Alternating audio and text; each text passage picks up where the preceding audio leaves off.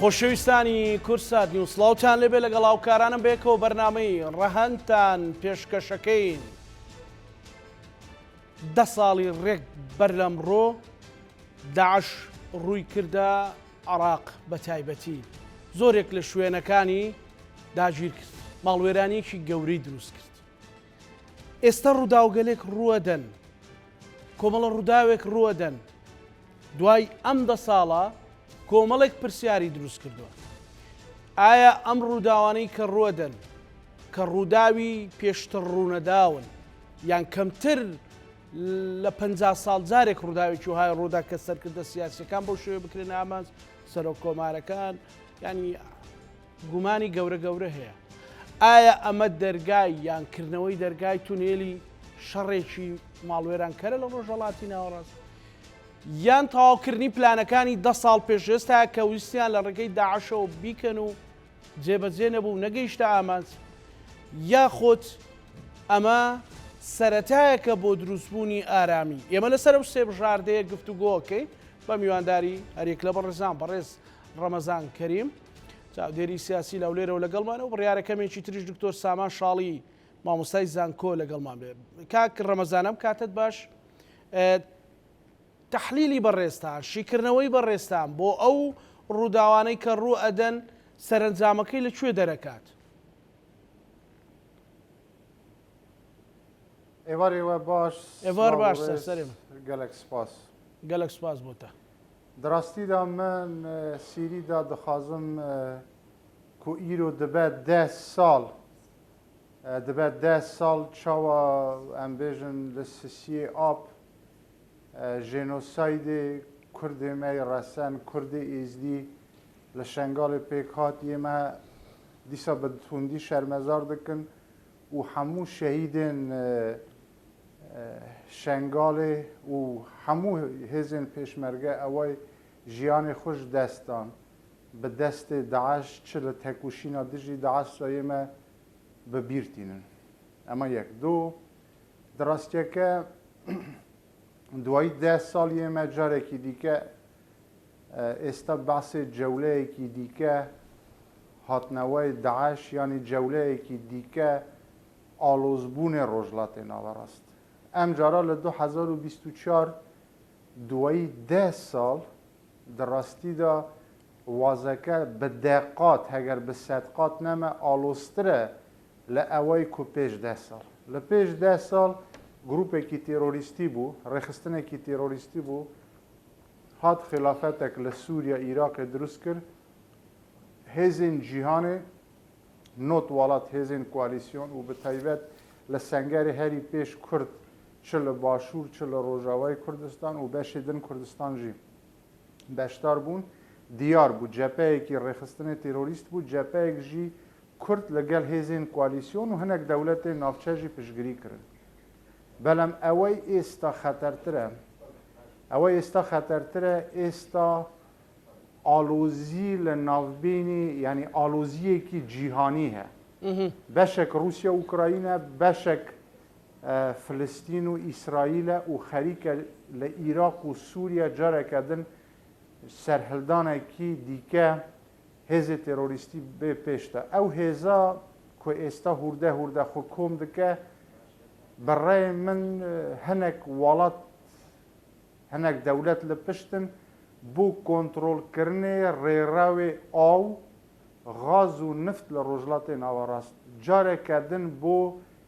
هەوسەنگیەکی لەگۆڕ بەرژەوەندی خۆ چێکرد. کاک ڕەمەزان دیکە بۆ ئەوە حەدێک لە هەنێک وڵاتی ڕۆژهەڵاتی ناوەڕاستە دیار بکەن. فەرموو. ببوورە مەسەلەی مردنی سەرۆک کۆماری ئێران و وەزیری دەرەوە، مەسەلەن تیرۆرکردنی ئیسماعیل هەنیە بە جۆرێکە لە ناو خاچی ئێران و لە ڕۆژێک دوای دەست بەکاربوونی سەرۆک کۆماری ئێران و ڕووداوەکانی غەزە و چڕبوونەوەی ڕووداوەکان و لەشکر کێشەکەی تورکیا هەموو ئەوانە ینی سەرەداوێکیان داوە، دەرەنجامێکیان داوە، یاخود هێشتا ماویەتی شتی تری بەدواوێ خەڵک پرسیاری لەو بارەیەوە هەیە. لە ڕاستیدا ئەو ڕووداوی کو ئێستا ڕوو ددن وەکو ئەوەیە وەکو دشبە شەڕی جیهانی سێەم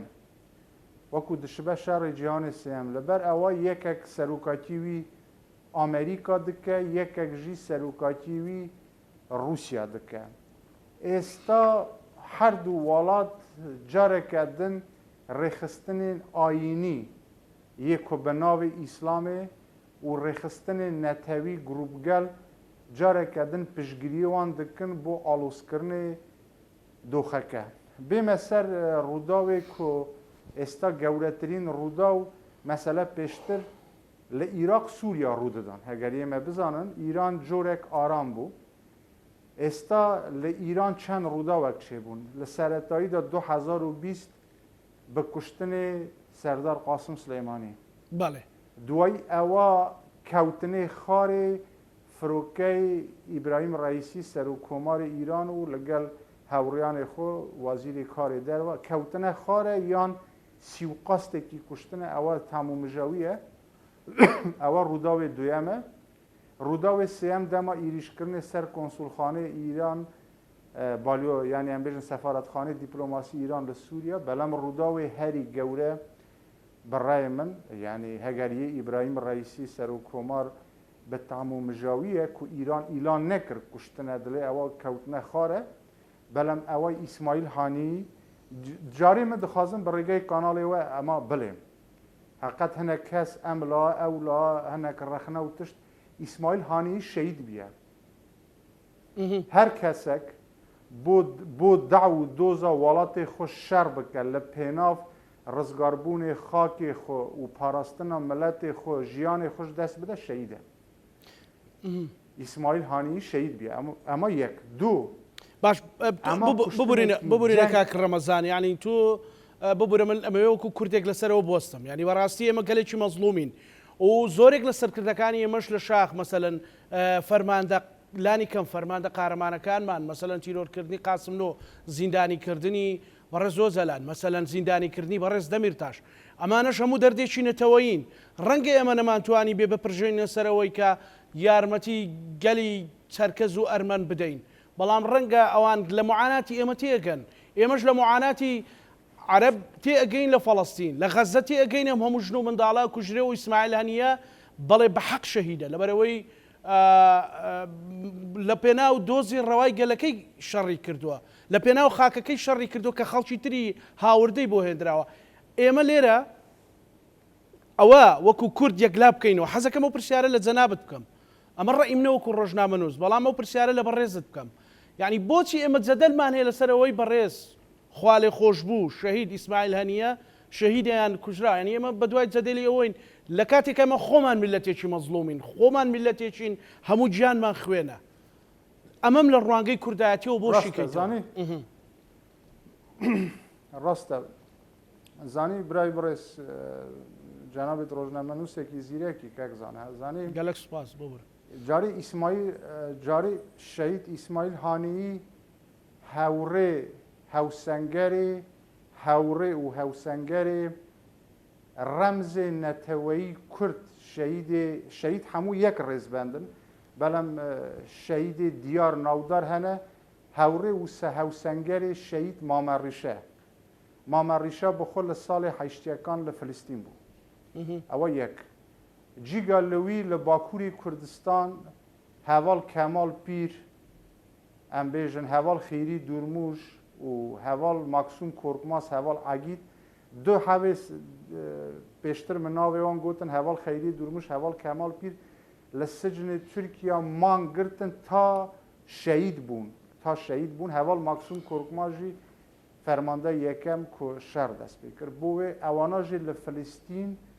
شەڕ کردنە سەرۆک مامجەلال ئەم بێژن سەرۆک عەبدوڵڵا ئۆجاڵان و پارتیên dinê Kurda jî لەگەل فلستین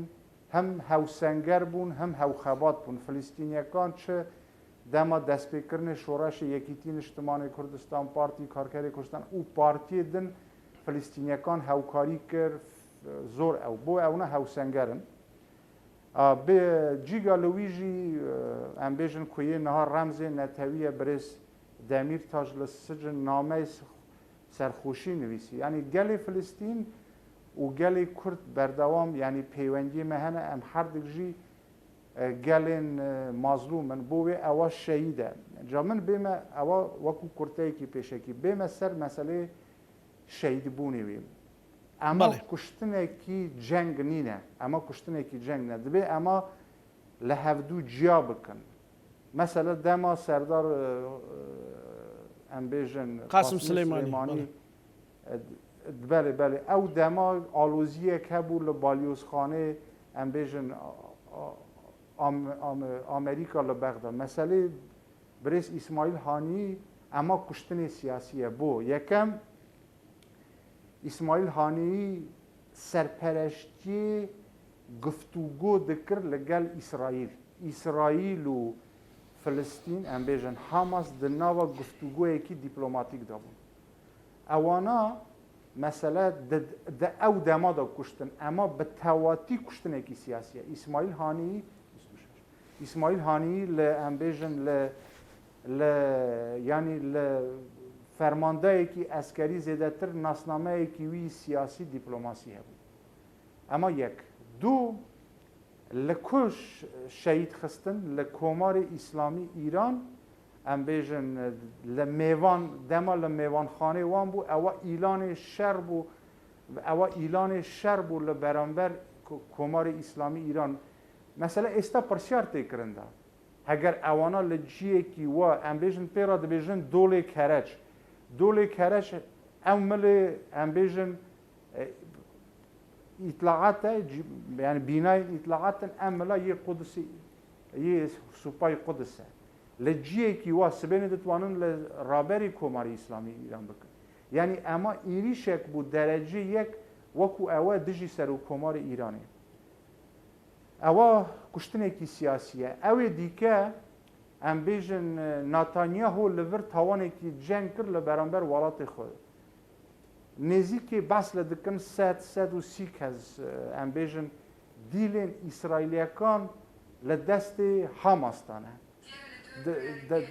دست حماستانه بوی ام بیژن دما اما اوادکه یعنی وقت جیان او دیلکان دکه بن خطریه دا یعنی نتانیاهو جیان دیلکان کرده بن خطریه دو لخط سور تپری استا ایران جی لحمو جیه کی لشر دا قانون هیه لشر دا خط سور هیه حکومت نتانیاهو حکومت شر حکومت تاوان جنگ من تیمه لسر مسئله دیگه در راستی دا ام سیوقاستا بو چه پیکات ام سیوقاستا بو اوا پیکات نتانیاهو دخوازه ایران داخلی شرکه بکه و شرکی گوره لروجلات ناوراز دروز بکه و آمریکاش داخل شرکه بکه گوره ترین ترس نتانیاهو کجا رکدن دموکراتکان لهلبجارتن دا سرکه من پیشتر لکیینین بس لعوا کر بایدن دست بردار کاندید بون خود به نامزدی خود من لمانگی ده بس کرد لیوتیوبش پیش چند روزک دانیم من برگه کانال و اعلان دکم نه وکو صداست هگرک هیه پیش 21 کماوی سرو کماری بایدن تواو دبه بریز بایدن هگرک ها دستبرداری پست سرو کمار به استقاله بکه کمالا خاریز به سرو کمار و وکو سرو کمار کاندید بون خو نامزدی خو بچه بو هل بجارتنا اما هگر یکم بلم هگری دیگه من تقریبا صدا نوت و پنج دلنیامه کمالا خاریز دبه سرو کمار دهاتو آمریکا زحمت ترامپ سر بکوه کمالا خاریشی هم پیوندی بایدن هم کمالا خاریشی لگل حکومت نتانیاهو یه زور خرابه کمالا خاریز بخور لگل جولکه زواج کریه بلم کچه مردی وی کدبه کچه کمالا خاریز او خودی کردیه دوای 7 اکتبر خو پیشاندان دکر بو پشگیری فلسطین و پره کم دکر بو حماس یعنی کچه کمالا خاریز بخو لاینگری حماس و فلسطینیکان دجدجی جولکه کمالا خاریز که ببه سر و کمار دا خور نتانیاهو ده چه خارده بوی پیش که هلبجارتن سر و کمار ببه نتانیاهو دخوازه فوزه که گوره چه به هم ایران هم آمریکا داخل شرکه بکرد. استا مسئله دموکراتکان به سروکاتی جو بایدن ابلوقه کی زور گوره لبرانبر ایرانیه. ایران دتوانه نفت بفروشه، ایران جولاناوا دکه لسردم کماریکان قاسم سلیمانی شهید خستن جیان خوش دستا، بلم لسردم دموکراتکان لگل ایران کانال وان راستخوی پیوندیکان هست. بوی پیش که هلبجارتن چه به جاره کردن جنوب و دموکرات بین سر کار، کمالا خاریز جاره کردن به سر. کمالا خاریز بخو دعواکاری گشتی، یعنی مسلکی وی حقوق پارێزەرە وی به شێوەی قانونی هەلسوکەفتن لەگەڵ ناتانیاهۆ بکە. بۆ وی ترسێکی گەورە یê ناتانیاهۆ ئەوەیە. ئەما بەشێکی وی بەشی دیکە ناوخۆیی برێز ئیسماعیل هانێیی زێدەتر لەگەڵ ئیران پەیوەندی خۆ باش بوو. لەگەڵ ئیران پەیوەندی خۆ باش بوو و ئەم بێژن ئیسرائیل ئەوە خەتەرتر دبینی. ئەوان حەسەبێ ئەوە کرد دیزاینێک مهندسیەک دیزاینێکی ناوخۆیی لە ناو حاماس بکن، ئیسماعیل هانێییش ناو ببن تا حەدێکی ئەوانە دخوازن یایا شەنوار بێ جیگەی ئەم بێژن ئیسماعیل هانێیی یایهای شێنوار ژی بخۆ سنوار ژی 22 سال تقریبا لە سجنê ئیسرائیل دامایە، یعنی دەمێکی درێژ لە سجنê ئیسرائیل دامە. ئیسرائیل ئەوە بە تەواتی دیزاین کردیە. ئێستا سێ کاندید لە جیگەی برێز ئیسماعیل هانیە هەنە. یاهیا سنوار تا حەدێکی ئیسرائیل دخوازە ئەو ببە. خالد مەشال بەڵێ بەرپرسێ پێشترê هاماس ئەدا خالد مەشال بەرپرسێ پێشوو هاماس ئەو نێزیکی تورکیا پەیوەندی خۆ لەگەڵ تورکیا زۆر باشە، لەگەڵ ئیران خراب نینە، بەڵام زێدەتر ئەوە لەگەڵ تورکیا لەگەڵ سەرۆکۆماری تورکیا ڕەجەب تەیب ئێردۆگان باشە. کەسایەتی سێیەم مامناوەند ئابوو مەرزوقە. ئابوو مەرزوق بۆ وێ بەشێک تورکیا ئیران دەتوانن لەسەر هەبوو مەرزوق کێ ببە بەرپرسێ هاماس دوو تشت دیار دکن. یەک ڕێککەفتنی تورکیا ئیران وەکو کەسایەتیەکی کۆمپرۆمیس لەسەر ڕێک بکەبن، ئەو ژی لەوانە ئابوو مەرزوق بە. یەک ژی جەنگ دیار دکە، بەرپرسێن ئەسکەری لە جەنگ لە غازا ئەوە دیار دکن. بەڵام ئێستا زێدەتر کەسایەتی خالد مەشال لە پێشە. یەک ژی پەیوەندی بە ئەو دیزاینە هەیە. حقیقت مەسەلەی دن ژی دەبێ ئەمە بە ڕوون و ڕەشقاوی بڵێن. چ دکوشتنê قاسم سلێمانî da yek، çi di kewtinê xarê kopterê serokkomarê Îranê di du، çi li kuştinê İsmaîl Haniyê jî sê. Bi rastî dewlet li Komarê İslamî Îran kêşeyekî ciddî emnî heye، kêşeyekî ciddî heye. Yani berpirsê Îraniyê derecê yek di wî sîstemê de kêşeyekî ciddî heye. Eger Mossad tuwanî هاوقاسکا بیل ناو مالی وان او چالاکیا پیک بینه دیاره بوشایی کی جدی ہے و اوی دیگه من دخوازم بیجم د شهید بون برس اسماعیل هانیه دا حقیقت اسرائیل سر کفت نخیر من او بلم کاک رمضان استا پێتوایە ئێران چ جۆرە وەڵامێکی ئەو بابەتە ئەداتەوە. يعني وكو جنابته تدل آليك دزقايت طلعت هي ولا لا آليك مثلا سباي قدس هي ولو شوينا مثلا صاروخ خراوة جيرفاني. يعني إيران أما بو إحراجي شي قوري بو إيران دروس كردوا بيتوا إيران والله ما جاتوا يان هشتا دان بخويا قريبو ينسي تناول زنقا راسته بله دوایی یمه دوایی ام ولام ام پرسیاره یمه دتوانم بچن بو ناو مسئله پیوندی به دوسیه کرد به هلوستی خشبه بلام استا برسه او پرسیاره و دادم. بله حقیقت ایران دولت کی پراگماتیسته. ایران دولت کی پراگماتیسته. اوای که من سرطایی برنامه دا جوتم نتانیاهو حزد که ایران داخل شرکه بکه با آمریکا لإیران بده. دوخ ایران که من به هوردی آگاداری دوخ نافخوای ایرانم. مثلا او نفوس ایران بشکی وی فارسن، بشک آذرین، بشک کردن. خلقك به تواتی د مسئله آینی داجی به تواتی پشت صد دستلات نیه یعنی سبین راست ولات خو خوش دبین فارسکان به هیچ شیوهی که ریگه نادم بیگانه بلم لدو خکی دا اگر ایران راست و خوی داخل شر به لگل آمریکا توشی پگدادان به ناوبین اسرائیل اندام ناتو نینه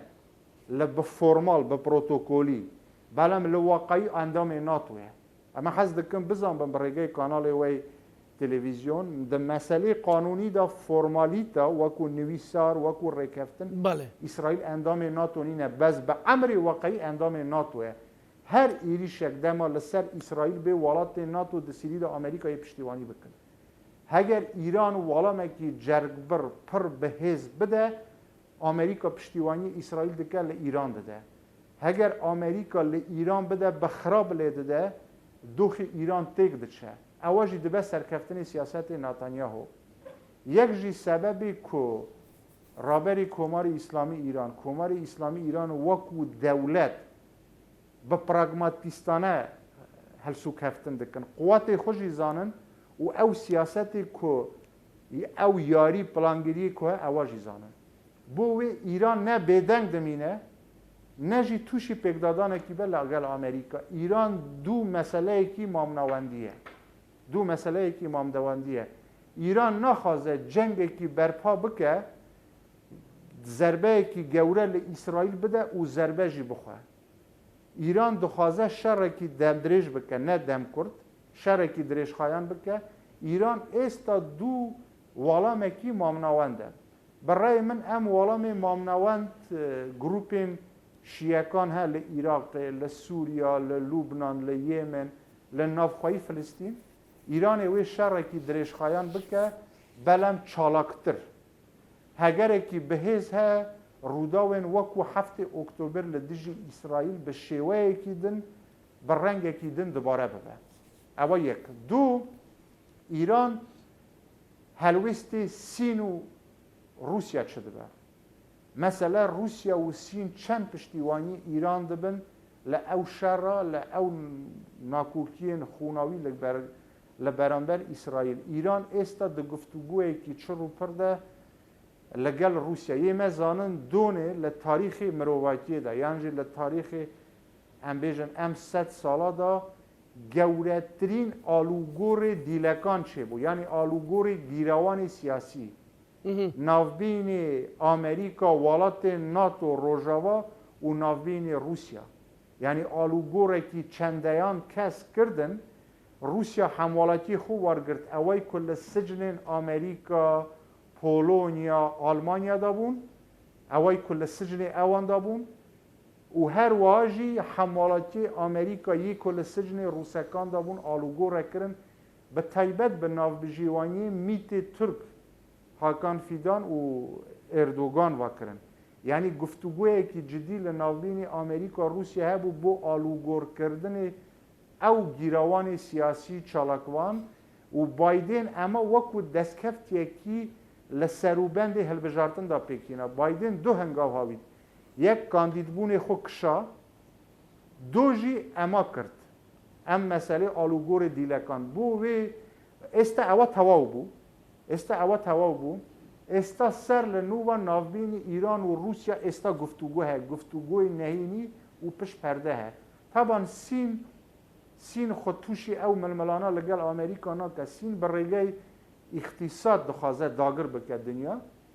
او هلوست روسیا او دیگه ترکیه مثلا هلوست ترکیه چه دبه ترکیه چند نوا شرکه و هلوست ولات عربی استا امبیجن ایران کوی گشتی هم لگل روسکان هم لگل ترکیه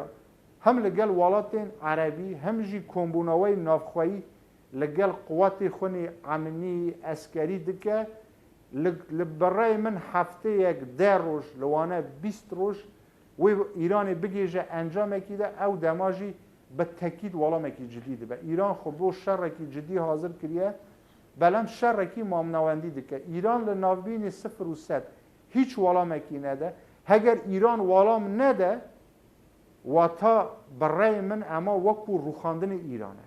یعنی کرامت و ناموس و شرف خو حیثیت ایران جدیت ایران لنافخایی و لدر و نامینه ایران صدا صد والام بده كرد وعراق كاك رمضان كردوه اواش دخواز كاك زانا دخوازم اما جي بيجم بله بله بله شهید بون اسماعیل هانیی لبو ایران لیه سردار قاسم سلیمانی جدیتر و گولتره او حز دکم بزنم بو به ایران صدا صد والام داده بلم ایران او نینه لکولان دو منال شهر دکن شهر و برد و یانجی دو کس به چاقو و نظام چه دولته که شارستانیه که هزاران سال شارستانیت فارس جوازه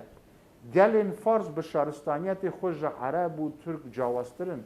گل فارس شارستانیت که قوله دولت ایران دولت که بهزه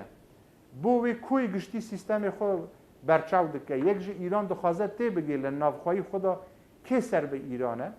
و هر واجی ململانه اک لنافخوایی ایران هبو که ببسر و کمار او مسعود بجیشکیان بو استا ململانه که پیش وقت ها که لجی رابری کماری اسلامی دانشه ببه سیستمی که بناماله کره علی حمانهی ببسر و که ببه رابری کماری اسلامی ایران یان کسی که دن اوه ها یک جی مسئله هل بجارتن سر و کمار آمریکا ها مثلا ایران خو حاضر ده که اگر دموکراتکان بین بو ایران باشه بلم اگر کماریکا بین امریکا ایران بو روژن تاری و روژن سخت خو آمده ده که اگر ترکیه روسیا ولاتین عربی پشگیری ایران بکن ایران ضربه کی جرگ بر لاسرائیل ده اوای من حس دکم جی بوی و بله من آگاداری دوخی اسرائیل مجی خلق اسرائیل و بشکل کاربدست دولت اسرائیل لگل او سیاست نتانیاهو نینن نتانیاهو و وزیر برگری و بشکل موسادیکان و شبک زیادتر او ایشا دکن تمام او هفته اکتبر چه بو 1200 حمالاتی و شهید بون توشی والا مقدا یعنی استا نتانیاهو یک کشتن یک جولکه که برانبر 100 عرب یعنی که جولکه جیان خوش دستا دبی 100 عرب بین کشتن دا او یک دو والی هاتی نتانیاهو طوله هیتلر زمان هولوکوست حرب عالم دویم که 6 میلیون جولکه جیان خوش داستان طوله وان به عربا دردخه چه عربا دو کجا زور باش استا کشتی و بریندار فلسطینیکان گیشت 120,000 و تا برانبر یک جولکه که 100 کس من پیمانی اوای بچسر و گل اسرائیل جی خو آمده کرید دبی ام شرا کوتایی پی بی اوانا نتانیاهو دبیجن بیبی اوانا خو آمده ده که نتانیاهو جو کار دور بخن و محکمه بکن سجن دوی توابون ام شرا و نتانیاهو محکمه بکن و راپیچی سجن بکن جا من حز دکم سر دوخی کردستان جی چند دقیقه که اگر پرسر اگر با کرتی به سپاس کم میوانی ترم هاتوا بوی لگلای شگفت گویب کم و چون خلک بفرمو رولی کرد لو دوخیات برس کاک رمضان بله حقیقت لسر رولی کرد اما زور مهمه من پیشتر لزوم تیوی لکینن لسبیدا قصه کر لسر مسئله کشتن اسماعیل هانی شهید بونی وی لیری دخوازم هنه تشتی نو بیجم بو که دوباره نبه دلنیام زور لسر کردن حزبکان ام برنامه سیر دکم من خوشی به یوتیوب بوان دنیرم خطریتی لسر کردستان چند خطریتن یکم جوله کی دیکه داعش هزن تروریستی لرگه دو ام شر ناوبین ترکیه ایران و روسیا لک امریکا بریتانیا اسرائیل لکی اواجی لروجلات ناوراسته بله من دخوازم لیلی تشتکی بلیم حقیقت یه من نتوانم بیلایان بر زانی بو یکم هگر یه ما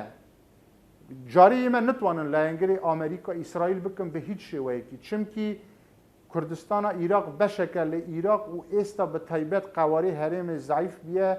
نان ما گیرفان ما لعراق یه ما بشکن لعراق جی شیعه برای وادبن ایران برای وادبن یه من نکارن جبر لگل عراق توشی شر دبن دو سوریا روجاوای کردستان اوانا جی شیعان علاوین ایرانه وی ملی ترکیه سرسختانه پشگیری فلسطین دکه یه من نکارن لدجی فلسطین پشگیری اسرائیل امریکا بکن وی ملی جی ایرانه واتا 4 دوري ما لاینگر و پشگیری و باوکو برای فلسطینیکانن دو یما وکو گل مظلوم یما وکو گل مظلوم به هیچ شیوهی که نتوانن پشگیری ظالم بکن اوای کلیری پیوسته کودنگی که نشتمانی هست دبی دست بجی ام بیژن سروکی پارتی دموکراتی کردستان بریز مسعود برزانی سروکی یکیتی نشتمان کردستان بریز پاول طلبانی دو کسن هر یک زونک برای واده به برپرسی هیز اسکری و امنینه هر واجی بریز محمد حاجی محمود اوجی برپرسی اسکریه استا دوخی کردستان لمسئله آبوری کشه‌ای که آبوری هبو لگل بغداد ریک هوتنه استا که کشه کردستان مسئله اسکری و امنیه او هزین اسکری هنه حکومت حریم کردستان کته ده سروک و جگر و سروکی گلی امبیژن باشوری کردستان دبی دانشه با اسکری به جدی خو آمده بکه و استا پیوندی لگل ایران جی زور باشه بوی برای من هگریه من لام دوخادا خو باشتر آمده نکن انتمال ها ضربه کی گوره لمکه ل 2014 حقیقت ضربه لکرد کرد دوای کرد خو حاضر کرد دوی استا پیش وقته خو حاضر بکن و بلم اوای آخر بلیم شر کی گوره صدا صد دست بده بس شدا صد او شر دست بده به و نکو پرشکه لکردستان دکه کردستان جی داخلی او شر ده شر به جدی دست بده که او شر کی خوناوی جی لروجلات نوراست بله گەلێک سپاس بۆ بەڕێز ڕەمەزان کەریم چاودێری سیاسی لە شاری هەولێر و لەگەڵمان بووی سپاس بۆ گفتوگۆی بەڕێستان و لەگەڵ بەڕێز دکتۆر سامان شاڵی مامۆستای زانکۆ و چاودێری سیاسی گفتوگۆکەین بەڕێزیان ئێستا لە ئەستودیۆ هەولێرە بەڕێز دکتۆر ئەم کاتت باش ئێمە لەگەڵ میوانی بەرنامە کاک ڕەمەزان گفتوگۆی دۆخەکەمان کرد کۆمەڵێک ڕوودا و ڕوو ئەدەن کۆمەڵێک پرسیاراتۆتە پێشەوە بەشێکی پێی وایە کە ئەمە سەرەتای شەڕێکە بەشێکی پێی وایە نەخێرەمە کۆتایی شەڕ و ململانەکانە و بەرەو ئەوەیە سەرەتای ئاشتیەک بێت بۆ چوونی بەڕێستان خوێندنەوەی بەڕێستان بۆ بدۆخ سپاس بۆ ئێوە و داوای لەبوردنەکەم تاخیریش بووین لێ دەکەم لطفتان طبعا ئەم شەڕە ئەگەر سەیری بکەی لە ڕسمە گەورەکە شەڕێکی دژوارە شەڕێکی ئاسان نییە هەموو هیوادارەکەین کە ئەم شەڕە نەبێت بەڵام ئەوەی کە ڕوویە لە چەند 24 ساعتی لەمە پێش کوشتنی دەستە ڕاستی حەسەن نەسڕڵڵا فواد شکری و هەروەها کوشتنی هەنیە لە تاران زەربەی گەورە بوو ناوچەکەی گڕ تێبەررا بەڵام هەتاکوون ئیستا ڕەدەکە لە ئێرانەوە کە خامنەئی بڕیاریاوە کە لە عسکەری لێ جواب وڵامێکی عسکەری بدرێتەوە و ئەمری داوە کە وڵامە بدرێتەوە وڵامی ئەمە زۆر گرنگە و ئەبێ زۆر بە وردی شی بکرێتەوە چووکە زەربەیەکی وە ئایا ئێران بە تاقی تەنایکە یان حزب اللهە و مقاومەی عێراق و حوثیەکان لە هەمان کاتا پێکەوە لێ ئێن وەکو حەسرە نەسڕڵڵا وتی لە خیتابەکەیە دوێنێ وتی ئەمەی کە لە ئێران ڕوویە زەربەیەکی گەورەیە لە سیادەی ئێران لە ئەمن و ئاسایشی ئێران لە هەمووی گەورەتر وتی لە شەرەفی ئێران ئەمە خەتە سوورەکانی هەمووی پەڕان لەبەر ئەوە لە لایەکی کەشەوە ئیسرائیل ئەبێ سوال بکەین بۆ لەم تەوقیتا ئەم کارەی کرد یعنی سوالەکەش ئەوەیە بۆ لەم تەوقیتا هەنیان کوشت لە کاتێکە هاتبوو بۆ مەراسیمی خواردنی سەرۆکی کۆماری تازەی ئێران پزیشکیان بۆ لەم کاتا ئەبێ ئەوەش لێ بکرێتەوە من بە تەوقعی خۆم لەم کاتا کراوە چونکە ڕێکەوتنی ئاشتی لە حەماس نزیک بووبووە کە ئیمزا بکرێت لاکان هەموو زۆر نزیک بووبوونەوە کە ئیمزا بکرێت نەتەنێ هەوزانی بەم ئیمزایە ئەگەر بکرێت ئەوەیە کە ئیدامەی شەڕەکە ناتوانێ بکات و هەروەها ئەتر وەزعی حکمی ئەو زۆر ئەلەقێت و وەکو زۆر کەس تەوەقوعەکە کە گەرم شەڕە بۆستی یەکسەر ئەو ئەڕوات و محکەمە ئەکرێت بەڵام ئەوەی وەستان ئەمەی کە دروست کرد ئەو وەزعی بە نوعێکی کە شڵەقان لەوە و لە کوشتنی فواد شوکری و لەما هەمووی پێکەوە دۆخەکەی لە ناوچەکە بەگشتی یعنی هەمووی چۆنەڵی شڵەقان گۆمەکە باش شڵەقاوە اینجا ڕەدەکە چۆنە بێت وەکووتم ئەو فاکتەرانە ئەبێ وەرگیرێت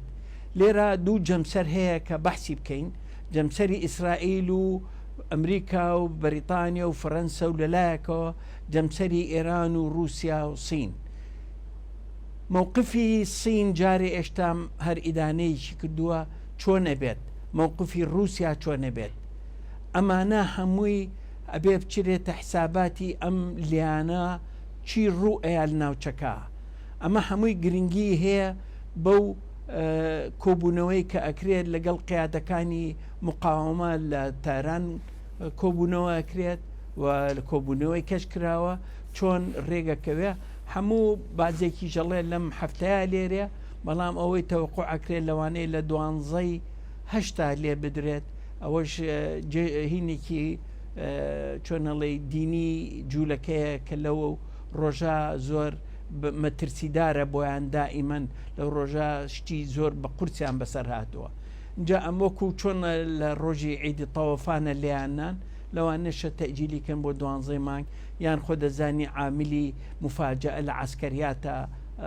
دەرەکەوێت بەڵام ئیمڕۆ وەزیری کاربەرەکەری وەزیری دەرەوەی ئێران بە اتحادی ئەوروپی وتووە کە ئێمە مسڕین و لێشیان ئەین بەڵام ئێمە خۆمان ئەزانین وەخت و کات و چۆنیەکەی ئەبێت بەڵام دکتۆر باز لەوە کرێت کە ئەمریکا و ناتەنیاهۆ خۆیان ویستویانە مەسەلەن بەهۆی ئەو کوشتنی یان شەیدکردنی ئیسماعیلانیەوە ئێران ڕاکێشنە ناو جەنگەکە و مباشیر پێت وایە ئێران داخلی ئەو جەنگە ئەبێ ینی ئەوەی کە ئەڵێن سەرەتای جەنگێکی ماڵوێرانی کەرە ئەم جەنگە ڕوو ئەداگەر ئێران وەڵامێکی جەرگ بڕ بداتەوە یان وەکەوەی کە میوانم بەر لە جەنابەت کاک ڕەمەزان میوانە بوتی وا بۆ چونم وایە کە لێدانەکەی ئێران مام ناوەند دەبێت خۆی ئێران دائیمەن خۆ دەزانی باڵەکانی ئەجوڵێنێت پرۆکسیەکانی کە پێڵم پرۆکسی یان قۆڵەکانی یان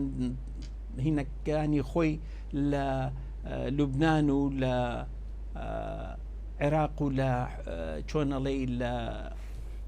حوثیەکانیشەوە ئەجوڵێنێت بەڵام ئەم جارە خامانەئی خۆی هاتۆتە سەرخەت و ئەڵێ ئەبێ لیان ببرێ عنی ڕەدەکە ئەبێ ئێرانیشی تیا بێت نابێ ئەوانی تیانە بن چونکە ئەوە کەرامەتی خۆیانە ئەوە وڵاتی خۆیانە پێشل کراوە لێراوە شکۆی شکاوە ئەمانە هەمووی حسابی بۆ ئەکرێت ئەبێ خۆی دەرخاتەوە نەوەکو هەیبەتی خۆی بۆ هەر جەماعەتەکانی خۆشی بۆ وڵاتەکانی بە تایبەتی وڵاتە عەرەبیەکان و ناوچەکە کە ئەو هەیە و قووەتی هەیە و ئەتوانێ وەڵام باتەوە ئەمریکا بڕوا ناکەم لەم کاتا بیوێ شەڕ دروست ببێ چونکە ئەو وەکو هەموو ئەزانن بەرەو انتخابات دەڕۆ انتخاباتەکەش منافسەیەکی زۆر زۆر قورسە لە بینی هەردوو لاکان جمهوریەکان و دیموکراتەکان مەشهورن کە ئەوان شەڕ خوازنین وایانەوێ هەموو شتێ بە ئاشتی و ئەوانیش زۆر نەرمن لەگەڵ ئێرانە و ئەعلانیشان کرد وتیان ئێمە بەشێ نابین لە هیچ هجوومێک کە ئیسرائیلی کە دژی هەج وڵاتێک بەڵام ئێمە بەژە بین لە بەرگری لە ئیسرائیل ئەگەر هجووم کرایە سەری زۆر جیاوازە کە بێ بە بەشێک لە زمنی ئەو جەیشەی ئیسرائیل هەیەی ئەوانی بچنە ناوە هجوومکەنە سەر ئەو جیهاتانە یان ئەوەی فقط بەرگری بکرێ ئەگەر هجووم کرایەتە سەر ئیسرائیل ئێستا مووقعی ئەمریکا لەو بینایە و قسەشیان کردووە طبعا لەگەڵ نەتەنیاهۆ تەلەفۆن کراوە و وعدی شیاوەتێک کە پشگیریان کات بەڵام دیفاعیان لێ بکانەوەکو ببێ بە بەشێ لە هجووم لەبەرەوە من تەوەقوع ناکەم دیموکراتەکان کە ئیسا لەسەر حکمن شەڕێکی گەورەیانەوێت لەگەڵ ئێرانە بەعکسەوە دائیمەن داوایان کردووە کە هێوە بکرێتەوە و پێش ئەوەی ئەم شتانە ڕووبە زۆر کۆبوونەوە و چۆنەڵی ئیجتیماعاتی سڕی هەبوو کە نەختێت تەقارب نزیکبوونەوەیەکی زۆرتر هەبێ لە بینی ئێران و ئەمریکا بە تایبەتی پزیشکیان بەڵام ئێستا پزیشکیان خۆی نامەی ئاشتی و هینی ناردە دەرەوە بەڵام ئێستا ئەو حربێکی لەبەر دەستایە کابینەکە هێشتان تشکیل نەکردووە ئەم حربەی لەبەر دەستایە ئەبێ ڕەتفعلی هەبێت و هەوڵ تەجروبەیەتی لەو شێوەیە وەکو سەرۆک کۆمار بزانین دەوری ئەویش چۆنە بێت ئایا بە چلایەکە ئەڕات ئایا توانێ قناعیە چۆنەڵی متەشەدیدەکان کە زەربەکە مامناوەند بێ یان زەربەیەکی بەقوت بێ خۆشیان بەشێکی سەرەکی بن لەم هجوومەی کاکرێتە سەر ئیسرائیل و ئیسرائیل ئامادەی خۆی پیشان ناوە. بەڕێز دکتۆر ینی ئێران کە لە چوارچەوەی ئەوەیە کە یان لە بەردەم پرسیاری ئەوەیە کە هەیمەنەی وردە وردە بەرەو داشکان و لاوازە بێ بەهۆی کوشتنی قاسم سلێمانی بۆ ڕووداوەکانی دیکە یان بەڕاستی ئەگەر هەرچی بقەومێت ئەو وەڵامێکی توندیە بێ و عراق لەم ناوەندەدا ڕۆڵی چی ئەبێ؟ طبعا ئێران شکۆی زۆر کەم بووەوە خاستن لە دوای نۆکوهر قاسم سلێمانە و قیادانەی کە کوژرا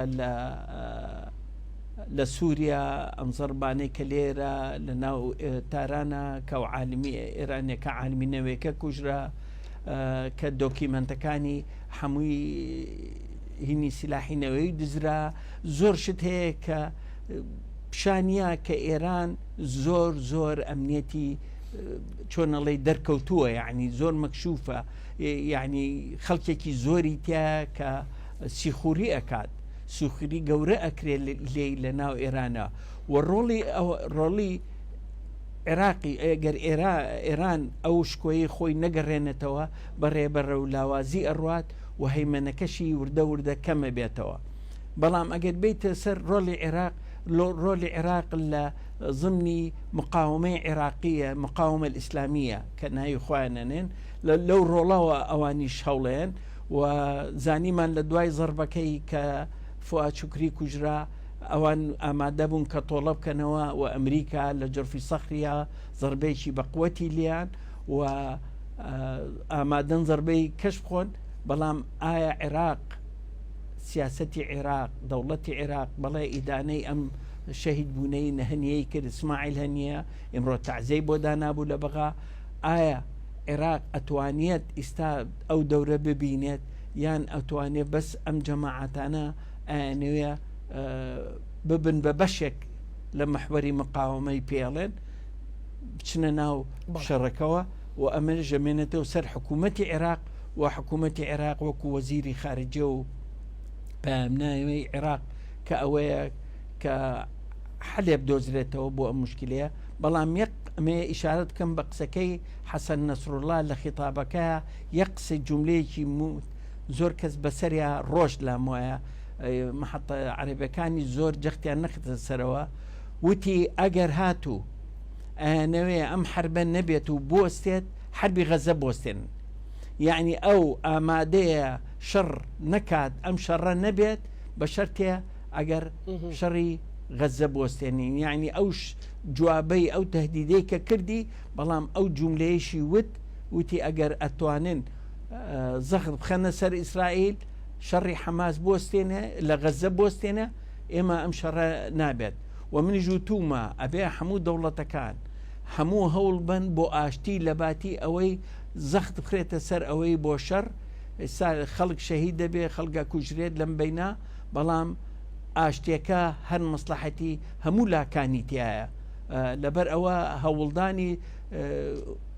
دەوڵەتە ئەوروپیەکانە عەرەبیەکانە ئیسلامیەکانە